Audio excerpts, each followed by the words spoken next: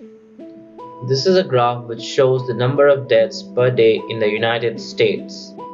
We can clearly see the rising deaths during the winter, back again to the levels when it was during the March of 2020.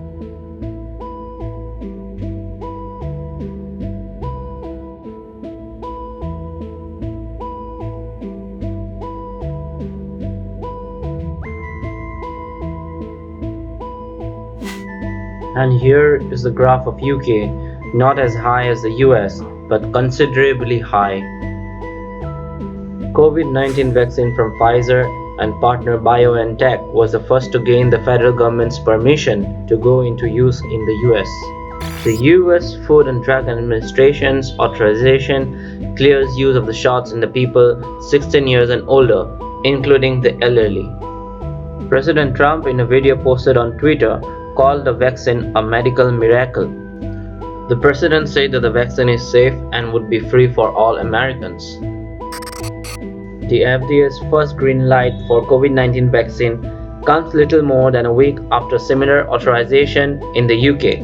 It follows a study which found that the shot was 95% effective at preventing symptomatic COVID-19 and was generally safe. The US begins its largest vaccination campaign ever, bringing together governments, small and big hospitals, as well as retail pharmacy chains with the goal of vaccinating hundreds of millions of people swiftly. The daunting task will be to distribute the vaccine that must be stored at extreme cold temperatures. And since inoculation requires 2 doses 3 weeks apart, the challenge is to ensure people to return for a booster shot. It also means convincing the large number of Americans hesitant to get vaccinated that the shot is safe to take. Initial supplies will be limited.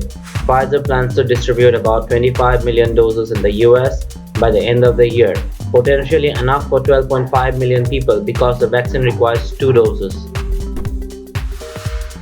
If enough people eventually take the shots, schools, businesses and restaurants could start fully reopening. UK authorities recently warned against giving the vaccine to people with a history of serious allergic reactions, after 2 health service workers suffered the reactions after getting vaccinated.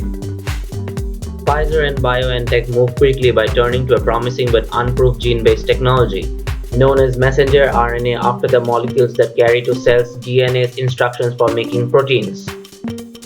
Using the genetic sequence of the coronavirus, BioNTech researchers synthesized mRNA that would teach cells to make a version of the spike protein protruding from the coronavirus. Production of the protein would prompt an immune system to develop defenses that mobilize against the real virus. Finally, the priorities who will get the vaccines in sequence are: Priority 1. Healthcare personnel, which is estimated to be about 21 million, and long-term care facility residents, which is estimated about 3 million. Priority 2. They are essential workers, non-healthcare, estimated to be about 87 million. Priority 3. Adults with high-risk medical conditions and adults with age 65 and plus, which is estimated to be a total of 153 million. So what's your thought on vaccine development? Post a comment and please subscribe to my channel if you want me to make more videos.